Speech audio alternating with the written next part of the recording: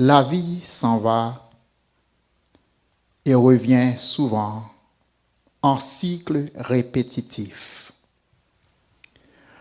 On vit et revit certains épisodes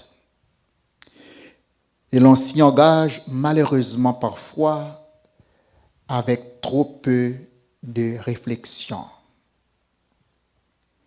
Chaque instant fait suite à un autre instant et chaque moment à un autre moment. Pourtant, les événements se répètent en cycle tournant, comblant ainsi le temps et l'espace imaginaire que l'on se crée à l'esprit.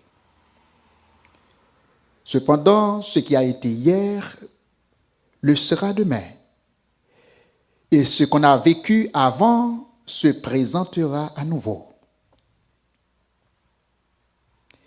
Il y a lieu de s'y prendre avec sagesse, puisque le circuit de la vie ne cessera d'enregistrer nos actions qu'il exposera en bilan positif ou négatif selon que l'on aura agi bien ou mal.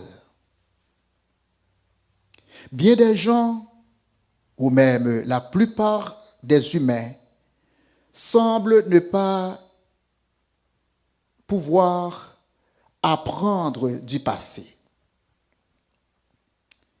Encore moins évaluer leur mode de réflexion. L'ampleur traumatique et de névrosité que cause l'entêtement, l'endurcissement et l'indifférence face aux réalités des règles et lois de la vie explique le désarroi et la mésaventure des humains dans une régression rétrograde. Où est donc la croissance? Je répète, où est donc la croissance? Qu'en est-il donc de la maturité? Si la vie se répète et si les événements s'en vont et reviennent, il y a aussi, disons, un temps pour chaque chose. Oui, il y a un temps pour chaque chose. Et le cheminement vers l'aboutissement se réalise subtilement, mais sûrement. Entre-temps, la répétition de nos actions et notre empreinte sur nos champs de domaine et de responsabilité sauront se dresser en témoignage pour ou contre nous en un temps fixe et précis, selon le dessein de Dieu. Car le temps progresse en cycle. Plusieurs notions conventionnelles tentent de compter le temps à partir des notions de secondes, de minutes, d'heures, de jours, de mois, de saisons, d'années, de périodes et de siècles. Tout semble passer à l'inaperçu. Le plus facile à observer, c'est la notion de soir et matin.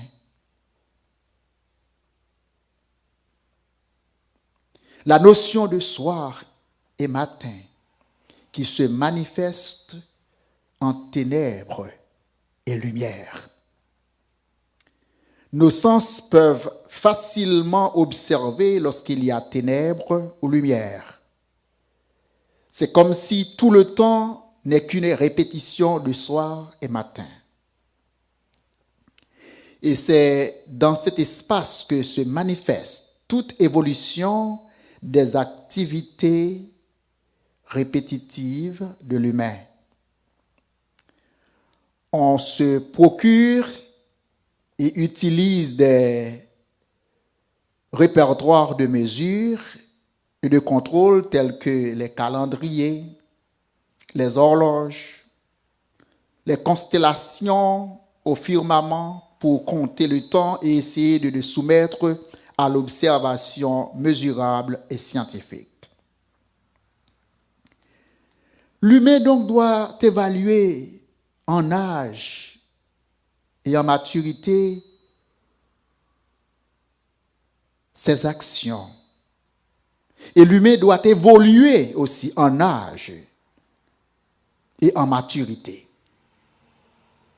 Le premier, c'est-à-dire le domaine de l'âge, ce premier comprend des notions de conception, de naissance, d'enfance, de jeunesse et de vieillesse. On pourrait bien aussi, dans bien des cas, définir la vieillesse comme une enfance indésirable. Indésirable compte tenu de la dépendance, de l'incapacité et de l'isolement par rapport aux soins et services que cette phase de vie exige et aux conjonctures d'indisponibilité et d'isolement. La croissance, cependant, la croissance en maturité est une phase beaucoup plus complexe. On y voit des notions de psychologie, de morale, d'émotivité, de réflexion, d'analyse, de comportement social, d'intro et de rétrospection dans certains cas. Et les vœux qu'on se fait, les vœux qu'on se partage au terme de chaque année, quelque meilleurs qu'ils soient, ne s'accompliront jamais, à moins que des conditions favorables soient mises en place.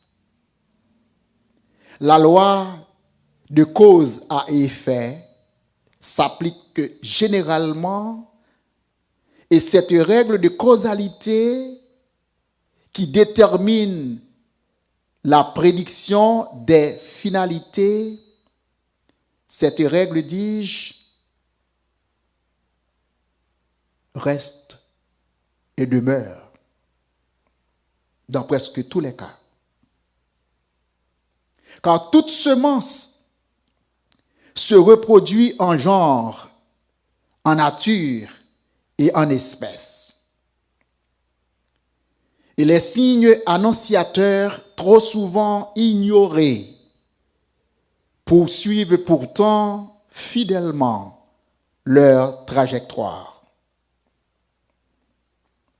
La logique de la vie est en série de dichotomies. Et pour cela, voyons-en quelques-unes.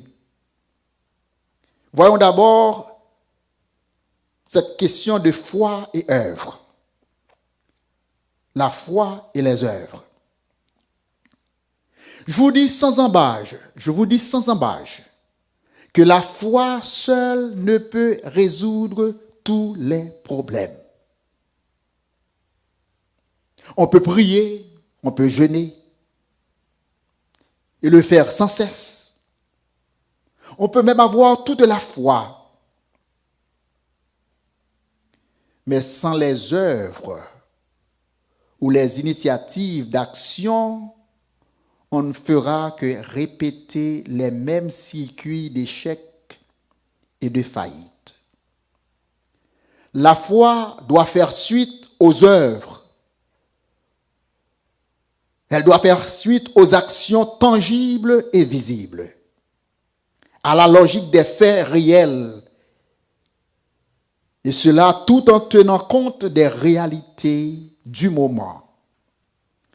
Elle doit inspirer à des initiatives de concrétisation. La foi d'Abraham, pour citer quelques exemples, la foi d'Abraham l'émigra de Mésopotamie à Canaan. La foi d'Abraham le conduisit au mont d'Orija. La foi de Rahab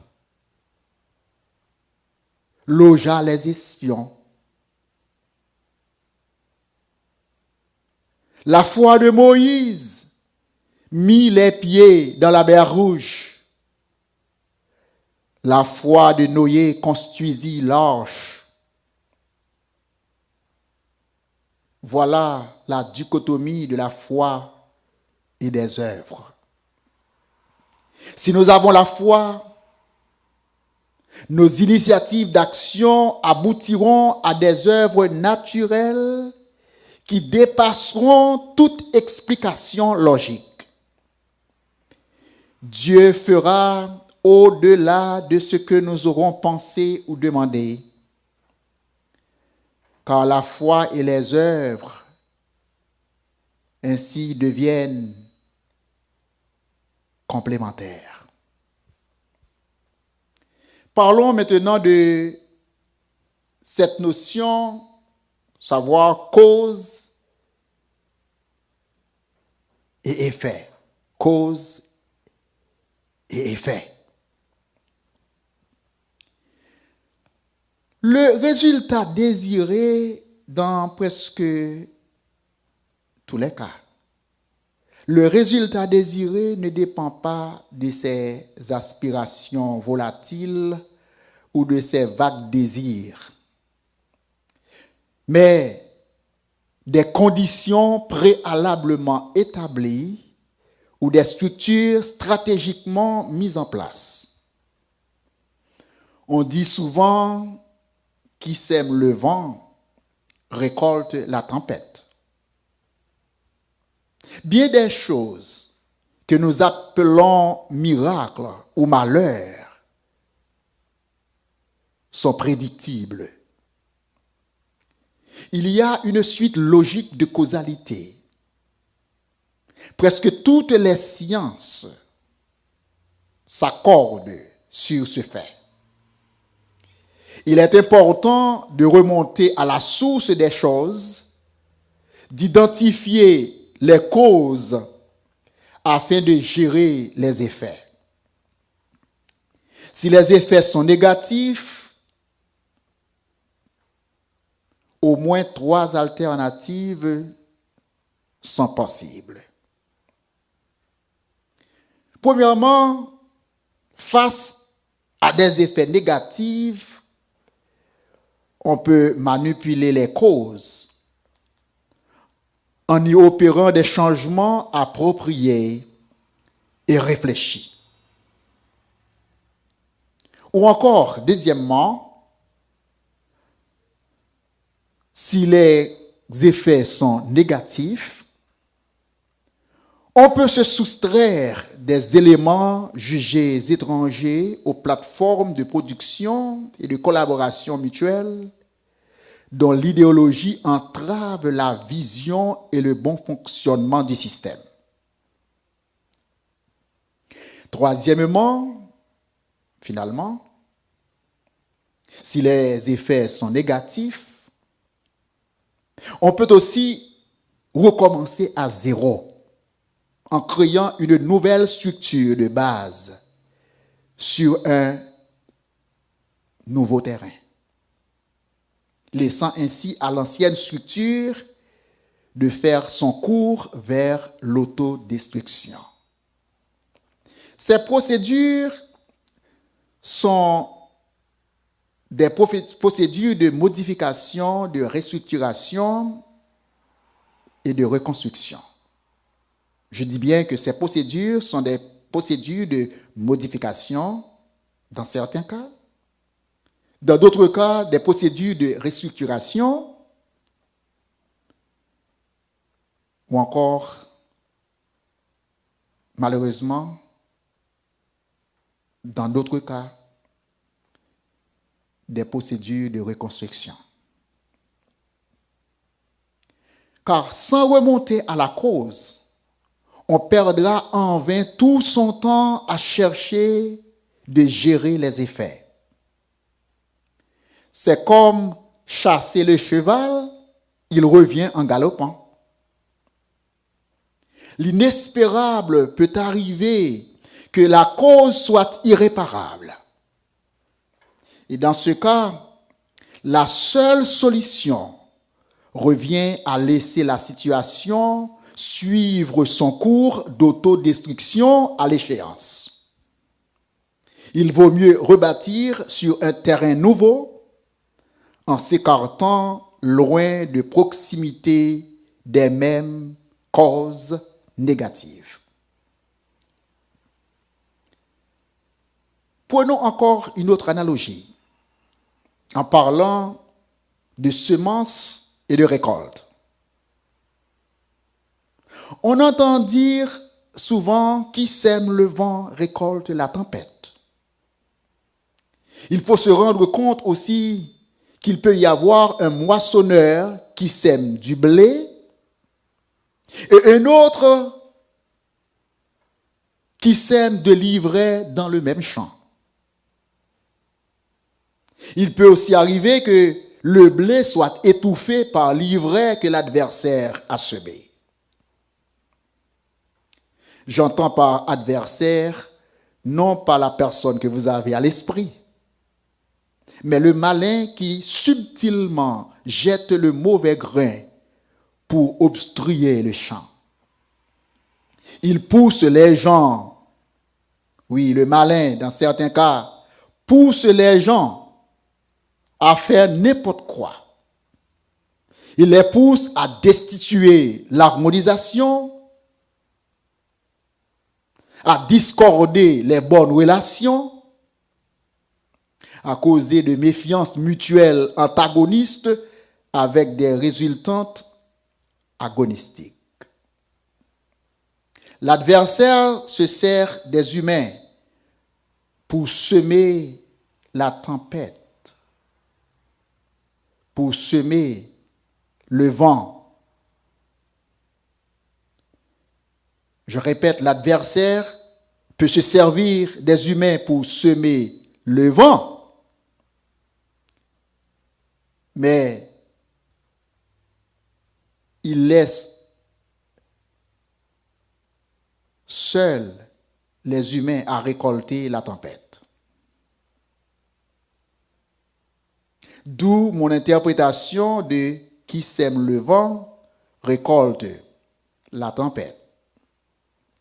Qui sème le vent récolte la tempête. C'est ainsi que je l'y conçois. Bien-aimés, nous avons élaboré pour vous quelques principes de base de la vie. Et ces principes s'accordent et sont applicables à presque toutes les institutions, toute organisation, que ce soit l'État ou l'Église. Il y a une façon de gérer les problèmes. Selon que le problème soit d'une ampleur encore maniable, ou selon que les conflits soient d'une ampleur irréparable, il y a quand même une solution. Et je voudrais que vous sachiez, quelque bonne qu'elle soit, quelque efficace qu'elle soit, la prière et le jeûne ne peuvent seuls résoudre tous les problèmes que nous avons dans la vie. Il faut ajouter ce coefficient d'action. Il faut y ajouter ce coefficient d'œuvre. Car la foi sans les œuvres est morte. Et l'œuvre n'est pas seulement de donner du pain à quelqu'un, mais c'est aussi toucher au doigt directement, toucher du doigt directement le problème. Car souvent, nous laissons traîner les choses jusqu'à l'impossible. Et plus tard, nous regrettons l'avoir fait. Donc je vous souhaite une heureuse année 2018 en vous conjurant d'avoir la foi en Dieu, de dépendre de Dieu pour vos problèmes, que ce soit vos problèmes personnels ou organisationnels, mais aussi de mettre à votre foi ce coefficient qu'on appelle action et œuvre. Et quand ces deux s'accordent, quand tous deux, la foi et les œuvres, toutes les deux s'accordent, il y aura quand même des résultats. Maintenant, il faut bien semer. Il faut aussi savoir semer de la bonne semence. Car c'est aussi vrai qu'on récoltera ce qu'on a semé, ce qu'on aura semé. On récoltera ce qu'on aura semé. Passez une bonne et heureuse année 2018 avec le Seigneur. Et soyons pragmatiques aussi, pour que nos actions, nos œuvres confirment notre foi. Que la paix de Dieu vous soit. Amen. Merci Seigneur. Merci de l'occasion que nous avons de pouvoir nous adresser à ton peuple. Merci au Dieu de cette noble opportunité de pouvoir siéger en chair à l'oratoire méthodiste du Rocher et de servir ton peuple, ta communauté. De pouvoir chaque semaine diffuser nos services, les mettre en ligne pour que même ceux-là qui n'ont pas l'opportunité d'assister en chair et en os avec nous, eux aussi, ils puissent bénéficier des mêmes messages et sermons, des mêmes services.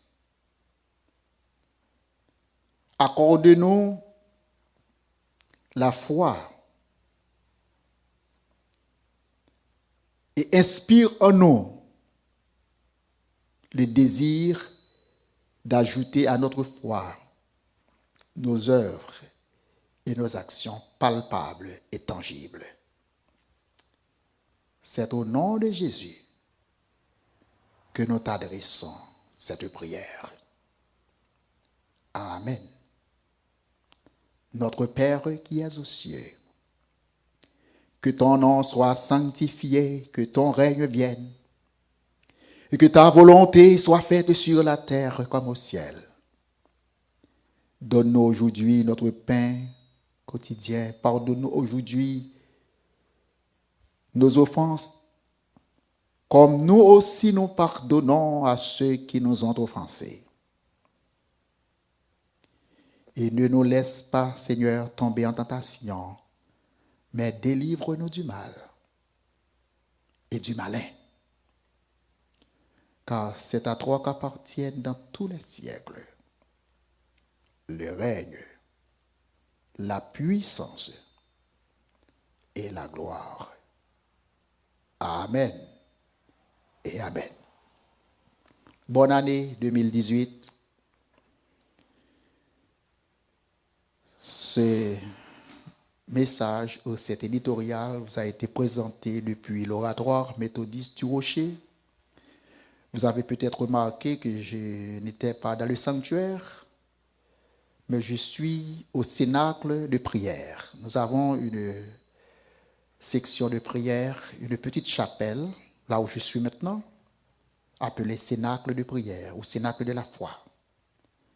Et depuis cet espace, je vous dis, bonne et heureuse année 2018